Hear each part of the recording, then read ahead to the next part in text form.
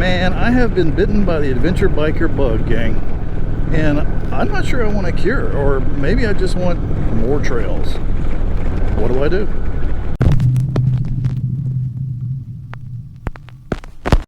Hey gang, you know, I thought I would be a pavement rider forever, but maybe the adventure in the future is off the road.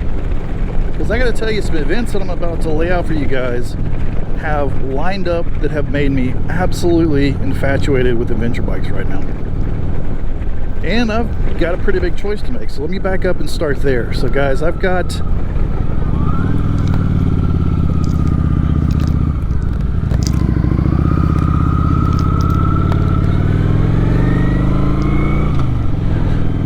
a handful of bikes in the garage, and this is one that I bought as a first cruiser for a new rider in the household. Actually, it went through 2 new riders in the household, and now it just kind of sits in the garage collecting dust unless one of our other bikes are in the shop getting serviced, and then it gets a little bit of action, but not very much, to say the least.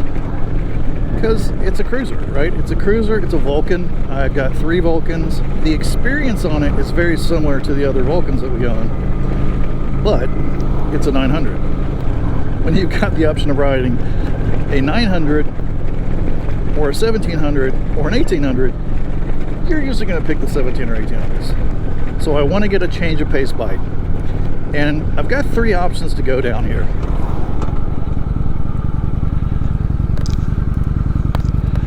And I'm going to go over them with you one by one, but I don't want to show them to you just yet, because that would ruin the surprise. But hey, you know what? I'm going to have all chapters laid out on the video here, so if you're one of those people that likes to read the last page of the book first, you can jump ahead if you really want to. So a little bit more of the backstory here is, last year my oldest son had saved up his money and he went to buy his first bike, and he's 6'4". So as we were shopping for bikes, one of the bike styles that really suited him well was an adventure bike. It fit his stature perfectly. But he wasn't crazy about the adventure bike styling. He wanted a naked bike, even though he's admittedly a little bit cramped on a naked bike. But for a while we were considering it, and I sat on a few of them, and that kind of opened my eyes to the adventure bike world. And then, man oh man, we went to the Barber Vintage Motorcycle Festival in October of last year, and my god, that's adventure bike central right there. I mean, it's like when you've grown up as a cruiser rider your entire life and been going to you know, Harley bike weeks and things like that, the Barber Motorcycle Festival is an eye-opening experience, because there's so many different kinds of riders there, and I'd say the majority of them were on adventure bikes, which is crazy. But then the coup de grace, or as Buck Bunny likes to say, the coup de grace, was when the Chattahoochee BDR-X opened up right north of us in the Blue Ridge Mountains. And I saw the trailer for that come out, and man, I got tingles all over it, and it just blew my mind that it's right there in our backyard. We've ridden those Blue Ridge mountain roads, the Suches Sloot, the Georgia Dragon, all of those great motorcycle twisty roads, but there's so many like service forestry roads and roads that have been built specifically for the BDR-X that are up there that I never even knew about. That man, it's got me wanting to ride them really bad. In fact, just so you have an idea of where I'm coming from, let's sit down here and let's watch that short trailer together.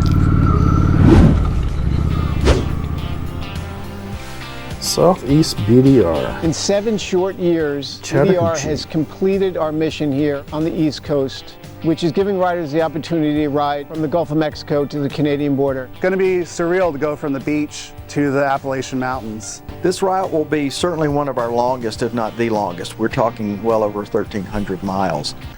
Holy shit, 1,300 miles?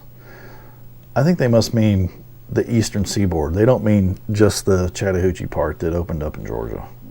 That's around every single corner there's going to be an adventure. The topography blew my mind. I did not expect it to be so mountainous. Yeah, of course it did. And the light was It's the Blue Ridge Mountains, baby. through the trees, It's my which just backyard. created This like magical environment. I was definitely not expecting this fun of riding this early in the route. Yeah. How pretty is this? Absolutely gorgeous in here. Feeling loose? Yeah. We're having fun? It's fun. Blue Ridge Mountains are absolutely beautiful. Fantastic roads. Yeah, this is good. This is the first technical section on this route. Well, we woke up to a slight chance of showers. Started raining pretty much as soon as we left town. When you got good company, good motorcycles, it's hard to go wrong. Yeah, the Blue Ridge Mountains are Nature's giving you. absolutely gorgeous. Some of the best motorcycle riding in the country, I promise you. It's like turn, turn, turn, turn, turn, turn, turn. The colors are just popping. If you don't believe me, This is some check out this video right here where we rode some of the best motorcycle routes in North Georgia. It's absolutely amazing.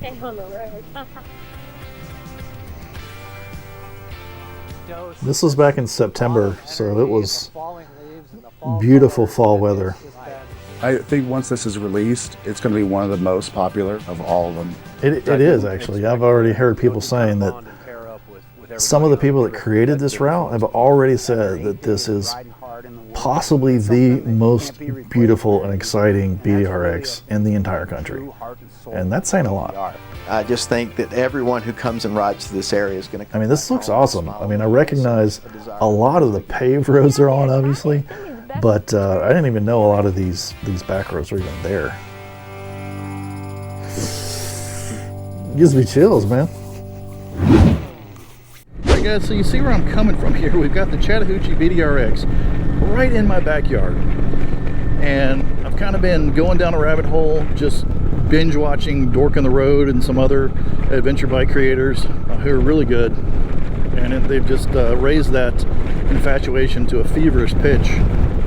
And I'll link down in the description below, but there's a full like 30 to 40 minute documentary of the Chattahoochee BDR-X, and people are already saying that it could be the best BDR-X in the country. So I'm chomping at the bit to ride it.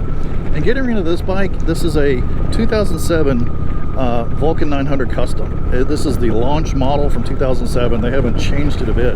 You can put a 2025 right next to it and they look identical. But it's about a $4,000 bike, right? So I want to keep it in about the $5,000 to $6,000 range for a gently used bike, so it doesn't kill my wallet after I get rid of this one.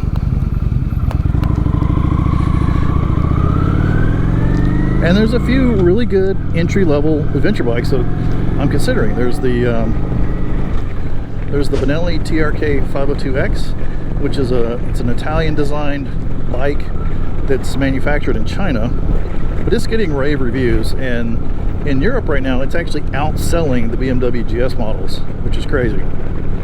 Then I'm also looking at an entry-level model in the Honda CB500X, which you can get really inexpensively right now for just a couple of years old, because the new NX 500 model has come out to replace it. So good deals on that right now. And I'm also looking at the CF Moto Ibex 450, because in that price range I can get one brand new off the showroom floor. And again, those are getting rave reviews. I know it's a Chinese-made bike. I get it. You're going to give me hate in the comments for it, but CF Moto is making strong strides lately, getting a lot of really good feedback. And believe it or not, they now have over 600 CF Moto dealerships in the US. I want to say that's more than Harley, which is crazy. So I think if I were to get one, I wouldn't have any problem getting it serviced anywhere and getting parts wherever I wanted to have it worked on. Of course, I'm also looking at maybe like a gently used Ibex 800S, or maybe even like a Suzuki V-Strom 650. But again, lots of options in the adventure bike world. And man, oh man, I'm so tempted to just go get one. The problem is, we're a riding family, and I don't like to ride alone anymore. I mean, I'm riding alone right now, obviously, and I don't dislike riding alone, but when I go out for a ride, I prefer having one of my adult riding kids go with me, because it's just more fun. And I am sure that riding the BDR-X off-road would be far more enjoyable with a partner. Also, probably way safer in case something happened. That necessitates having 2 adventure bikes. And unfortunately, that's not really in my pocketbook right now. But everything I've been seeing about adventure bikes, inclusive of the Ibex 450 and the Benelli TRK 502X, is that they're really good highway bikes as well. So, you know, that's a bike that I could probably still ride highway miles on with the family, and maybe eventually get a second one that we could go, you know, ride the off-roads together. So that's option number 1, is an adventure bike. Option number 2, as a change-up bike, would be getting a smaller bike that's a much different ride than the cruisers we're used to, which would be something like a scrambler or a naked sport bike. And now we've had all kinds of bikes in the garage over the years. We've had cruisers, we've had American bikes, we've had Harleys, had big touring bikes, performance cruisers, naked sports bikes. So we've had a little bit of everything, but right now we've got 3 Vulcans. So we want to switch. We want to change a pace bike, and a scrambler or a naked sport bike would certainly be that.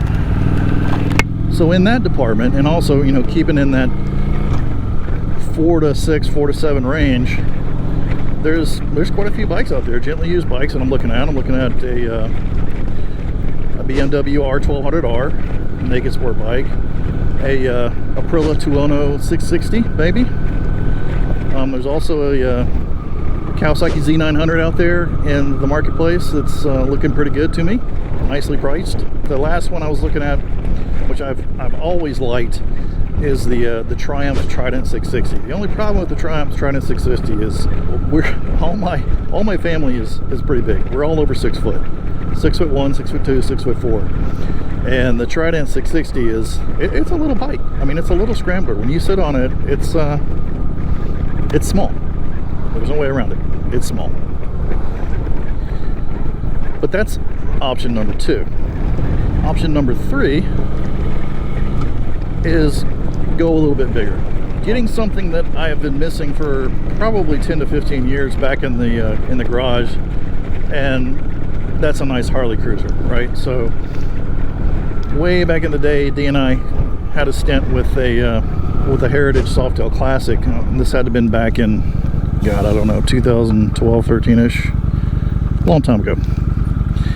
And we haven't had a Harley in the garage ever since. And I would love to maybe get another Heritage Softail Classic. I loved the bike. I loved the way it rode. It was super comfortable. Steering was effortless. But my only complaint about the Heritage Softail Classic is it hasn't changed, right? You can look at one that's 20 freaking years old and it looks identical to the way it does today, which is true for a lot of motorcycles. That's not necessarily a bad thing. I think I'm going to be stuck behind this school bus for a while. This is going to suck. He's going the same way I'm going. Oh well, that's all right. Give me more chance to talk to you guys. So I'm thinking about the Heritage Softail Classic. I'm also looking at the Road King, right? So there's some really nice Road Kings out there in that low 10 to 13 range that are really nice looking. But the problem is, Road King is kind of a mirror image for the Nomad that I already have. But here's the one I really want. If I could just go write a check today and just get the bike I want, I would get a Fat Boy 114, 100%, no questions asked. The newer model Fat Boys are just amazing looking to me. It's got that aggressive stance, and it's got some modern new touches on it. I love the new headlight on it. A lot of people like the old style headlight on the older Fat Boys, but I absolutely love the new modern updates that they've put on them since, I don't know, 2018-ish is when I think they upgraded. I could be wrong. You guys can correct me in the comments if you know. Everything I've read and everything I have watched on those bikes is all positive. They're just the iconic Harley ride, and just super comfortable, super torquey, super duper powerful. That 114 just really whips your hair back. Heard that they're not particularly great in the twisties because of the super wide tires, but still manageable. So guys, that's option number 3. So to recap, here's what we got. Can satisfy the adventure bike bug. That's option number 1, get the adventure bike. Option number 2, I can get kind of that off-pace bike, that change-up bike, in either a naked sport bike or like a little scrambler, which would be nice as well. And those are priced really nice as well. Or I can go all in and bring another Harley into the garage and get back into the graces of the Harley crowd, because they don't like that I just own metric bikes right now. There's pros and cons to all of them, and sadly it's hard for me to make a decision because I want all 3. I want to have all 3 of them, and if I could, I would. But that's the choice I got to make, and that's what I'm putting to you guys. You got to help me out here. You got to tell me, if you were in this situation, if you had 3 cruisers and they all were kind of the same style ride, same experience somewhat, and you wanted to get a change of pace, would you go adventure bike? Would you go naked sport bike or scrambler, a smaller jaunt around town bike, or would you go all in and get the latest and greatest Harley Fat Boy? Because man, I'm torn, I'll tell you what. What I can also tell you is my youngest son, he's got some serious opinions about it too, so let's check that out. Context: we were on a highway stretch back to home here, so please forgive the excessive wind noise.